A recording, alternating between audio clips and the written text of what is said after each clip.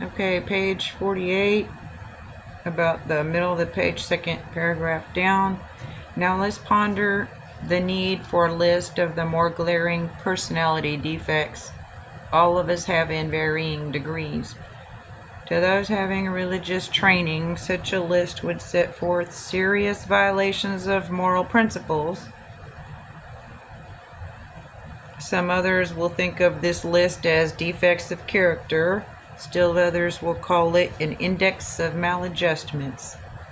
Some will be quite annoyed if there's talk about immorality, let alone sin. But all who are in the least reasonable will agree upon one point, that there is plenty wrong with us alcoholics, about which plenty will have to be done if we are to expect sobriety, progress, and any real ability to cope with life. All those are the same thing. You don't have to argue with anyone about what the name of the defects are called, if it's called sin or not, because if you're in Alcoholics Anonymous, we're not in church. We're in Alcoholics Anonymous. So we're going to call it whatever's comfortable for your own individual self can call it. You don't have to call it what someone else calls it. So we have a problem coping with life. Okay, so to avoid falling into confusion over the names these defects should be called, let's take a universally recognized list of major human failings. The 7 deadly sins. And that's fine, because we're not going to be personally affected by the word sin, because we know it's the same thing as moral principles, defective characters, maladjustments to life, whatever. Human failings. The 7 deadly sins of pride, greed, lust, anger, gluttony, envy, and sloth. It is not by accident that pride heads the procession, for pride, leading to self-justification and always spurred by conscious or unconscious fears, is the basic breeder of most human difficulties, the chief block to true progress. So, one time, my first sponsor said, if it's not coming from a base of love, then it's a cry for help. And I've been thinking about this a lot lately. I guess since I've been doing this, it seems like our defects are caused or come from a base of fear. So then I feel like fear is the opposite of love, that hate isn't the opposite of love, that fear is the opposite of love. And there's conscious and unconscious fears, the ones we know about and the ones we don't know about.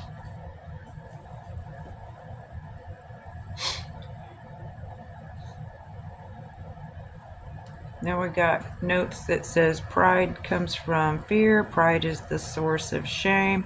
I have the right to be wrong. This is my study.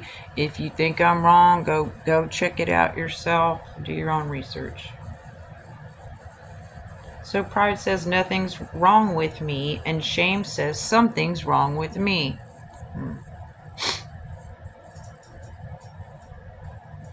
True humility is the only antidote to shame.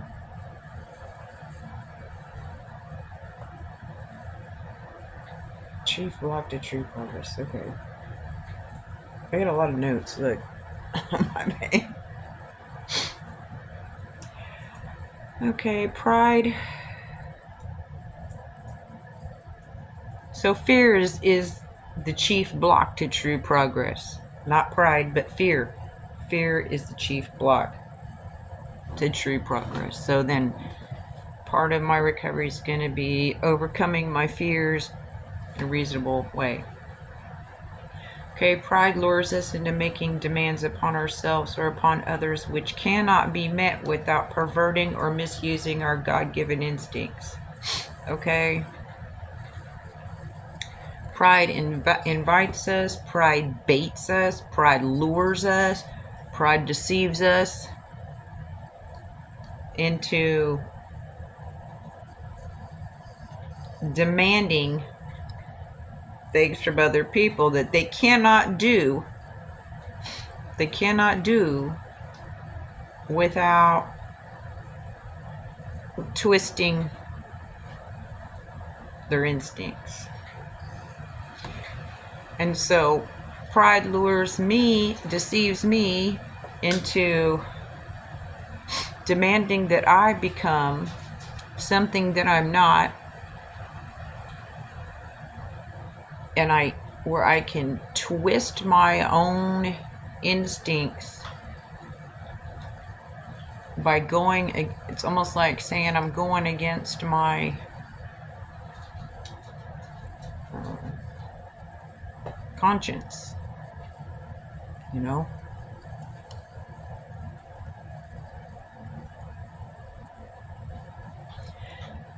So when that's another word, God-given instincts. Our God-given instincts, that's weird. God-given instincts are different from defects of character. The defects of character, index of maladjustments, sins, human failings, all those are not God-given instincts. They are damaged, twisted God-given instincts, because the ones God gave us are when we use it rightly in accordance with the will of God and the way we're supposed to use them. So when the satisfaction of our instincts for sex, security, and society becomes the sole object of our lives, then pride steps in to justify our excesses. So if my purpose for living is to get my needs met sexually, socially, physically, materially, and that's my reason for living, I have a pretty piss poor existence, and I did. But if you're this far into the studies, you know that in the beginning when we come in, the only way to get sober and stay sober is to give up our will and turn it over to God. Now we have a new purpose for living. Our purpose is to seek and do the will of God, and we can't do that if we're drunk and high. So you know that by now, by the time you get to step 4, or you're beginning to see that. So I'm either gonna fulfill my own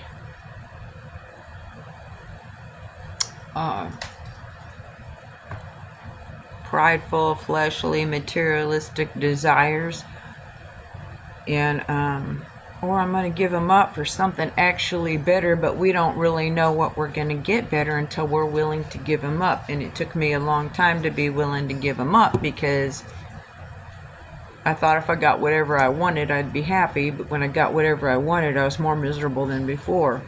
What I wanted was more God and more purpose in my life, and I didn't even know it.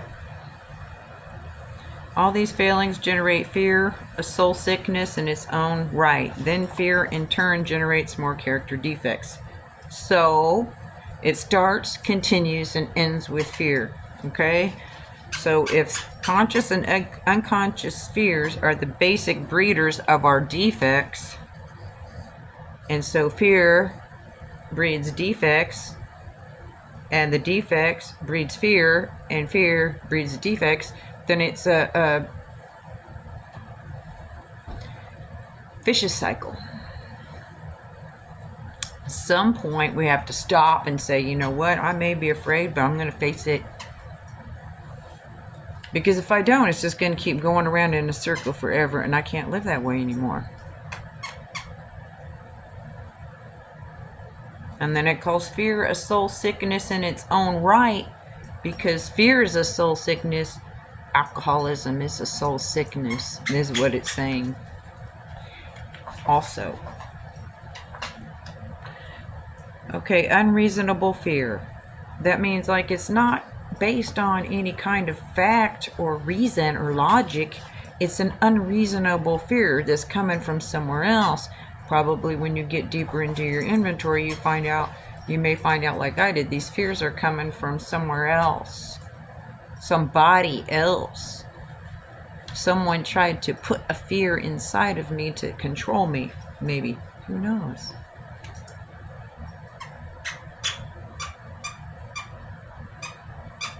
Unreasonable fear that our instincts will not be satisfied drives us to covet the possessions of others, to lust for sex and power, to become angry when our instinctive demands are threatened, to be envious when the ambitions of others seem to be realized while ours are not.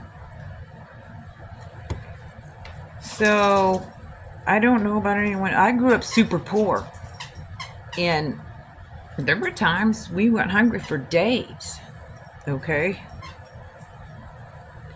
And so there's one fear. Oh, good Lord. Okay, we're afraid we're not going to get our needs met. That's one of my childhood fears. It comes from my childhood because I didn't get my needs met as a child. Okay, and then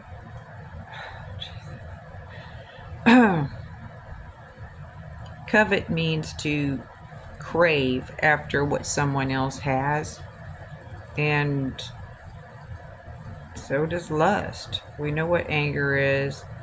Envy, there's the difference between jealousy and envy is jealous is I want what you have, and envy is I don't want you to have it. Ambitions are desires. So we're unreasonably afraid that we're not going to get the things we want or we think we want, you know, or lose what we think we have. And when you die, you can't take it with you.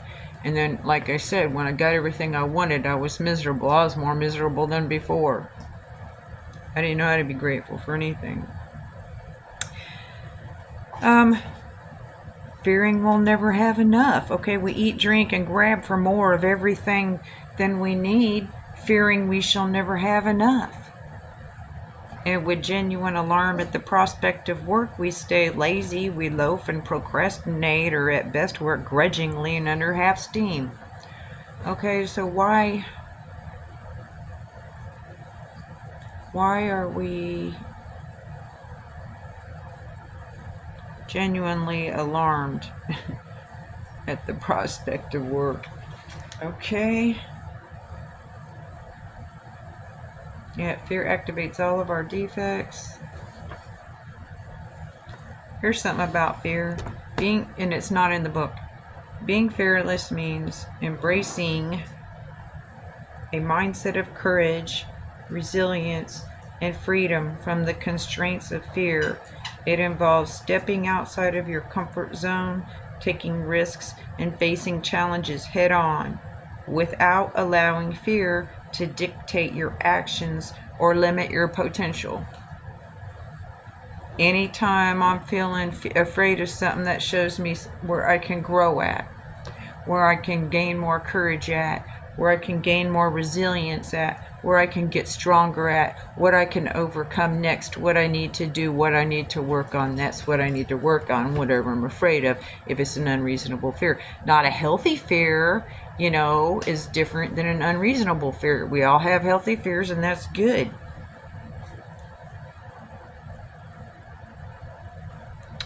These fears are the termites. These fears, the unreasonable ones, not the healthy ones, are the termites that ceaselessly devour the foundations of whatever sort of life we try to build. So You're never gonna have what they have. You're never gonna be good enough. You're never gonna be smart enough. You're never gonna be, you never have enough of friends. I get a problem with friends. It's all fake little subconscious fears that try to come to the forefront. When they come to the forefront, I need to grab it while it's there and catch it, or it'll go disappear back into the subconscious again. So I grab it like it's a little termite, and I look at it underneath a magnifying glass. So when AA suggests a fearless moral inventory, it must seem to every newcomer that more is being asked of him than he can do. Both his pride and his fear beat him back every time he tries to look within himself. Pride says, "You need not pass this way." Fear says, "You dare not look." But the testimony of AAs who have really tried a moral inventory is that pride and fear of this sort turn out to be boogeymen and nothing else. Boogeyman is an imaginary evil monster. You all know what the boogeyman is. Once we have a complete willingness to take inventory and exert ourselves to do the job thoroughly, a wonderful light falls upon this foggy scene. Willingness can be built. So if you don't feel like you have enough willingness to do an inventory, just do a little bit. Do a little bit at a time. The first part of an inventory is making a list of people. You don't got to talk about what happened right now. Just make a list of people. And when, do maybe 5, 10, 15 minutes a night. Do a little bit. Start somewhere. That little bit of willingness to start will keep you sober.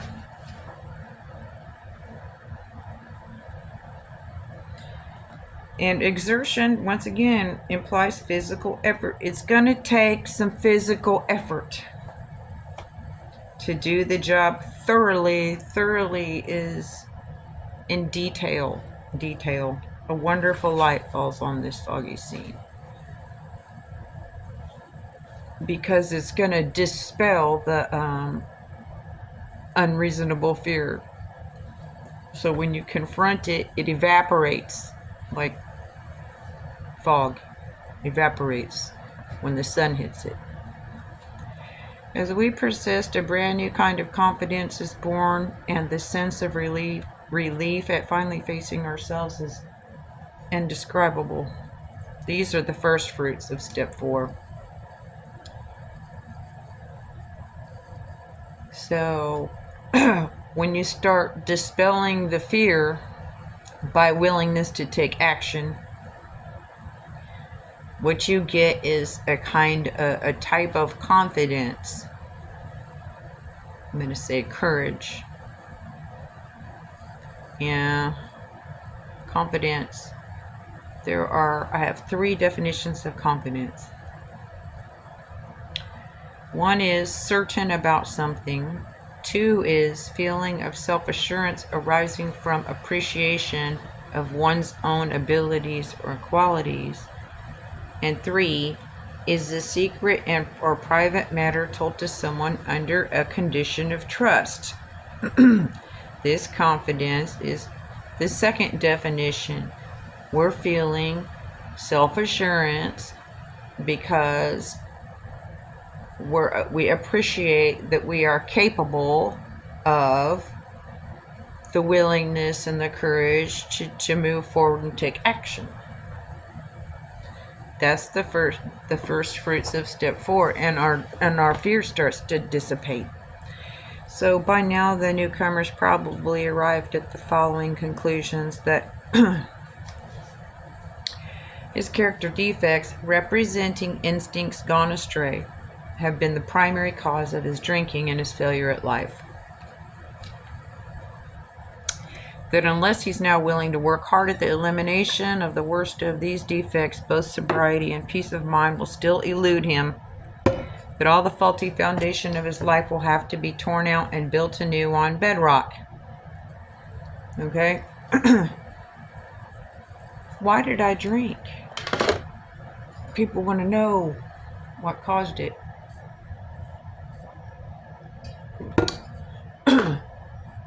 I don't think there's any one answer.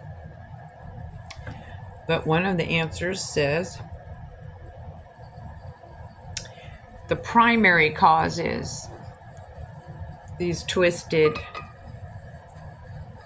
instincts.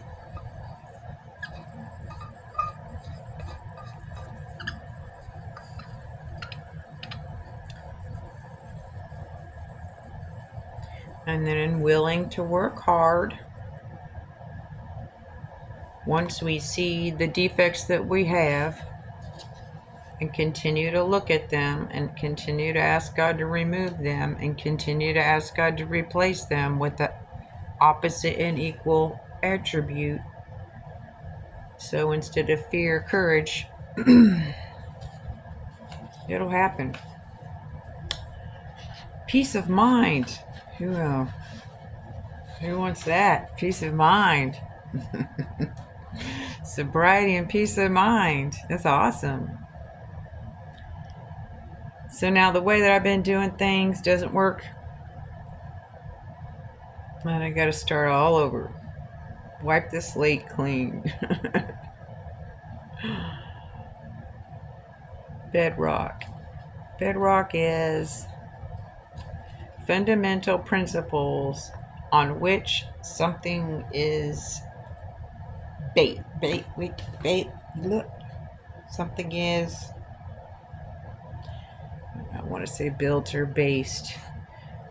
So we have our foundation of honesty, open-mindedness, and willingness, and then step 4 is the courage to take the action, or getting the courage by taking the action. Now willing to commence the search for his own defects, he will ask, just how do I go about this? How do I take inventory of myself? Since step 4 is but the beginning of a lifetime practice, it could be suggested that he first have a look at those personal flaws which are acutely troublesome, which are very unpleasant and fairly obvious. Could start with pride. Using his best judgment of what has been right and what has been wrong, he might make a rough survey of his conduct, behavior, with respect to his primary instincts for sex, security, and society. Looking back over his life, he can readily get underway by consideration of questions such as these. When and how and in just what instances did my selfish pursuit of the sex relation damage other people and me? What people were hurt and how badly? Did I spoil my marriage and injure my children? Did I jeopardize my standing in the community? Just how did I react to these situations at the time? Did I burn with a guilt that nothing could extinguish? Or did I insist that I was the pursued and not the pursuer, and thus absolve myself, free from guilt? How have I reacted to frustration in sexual matters? When denied, did I become vengeful and depressed, that is, revenge? Did I take it out on other people? If there was rejection or coldness at home, did I use this as a reason for promiscuity? Or should I say excuse? Promiscuity is just wild, loose sexual behavior.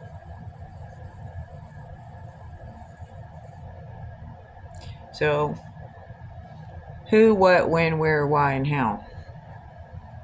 That's what we got to look at. It doesn't say that when you're In the big book, it doesn't, it says who on the first column, what they done to piss you off on the second column. When is going to be part of the whole thing. Why, when, who, what, when, where, why, and how. And then flip it. After we look at everything everybody else does, I need to get to the fifth column and say, what was my part now? Because I've already looked at everything everybody else done.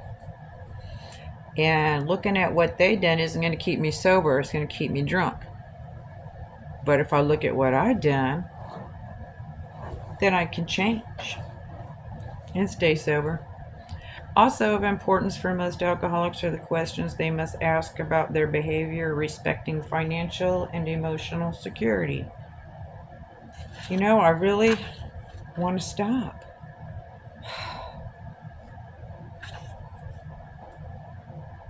It's just a real emotional thing for me. In these areas, fear, greed, possessiveness, and pride have too often done their worst. Surveying his business or employment record, almost any alcoholic can ask questions like these. In addition to my drinking problem, what character defects contributed to my financial instability? Did fear and inferiority about my fitness for my job destroy my confidence and fill me with conflict? Did I try to cover up those feelings of inadequacy by bluffing, cheating, lying, and evading responsibility, or by griping that others failed to recognize my truly exceptional abilities? Did I overvalue myself and play the big shot? Did I have such unprincipled ambition that I double-crossed and undercut my associates? Was I extravagant? Did I recklessly borrow money, caring little whether it was repaid or not? Was I a pinch penny, refusing to support my family properly? Did I cut corners financially? What about the quick money deals, the stock market, and the races? Somewhere it's going to say we need to write out these questions and answers. It's a lot of questions. It's a lot to think about, and you don't have to do it all at once because luckily, step 4 is a lifetime practice. However, we got to get most of the ground glass out, the emotional stuff out if we want to stay sober. So the things that bother us the most are going to need to be addressed immediately. You don't have to wait to do a 4-step to address the stuff that's really bothering you now. Find someone you can trust and get it out. Get the poison out.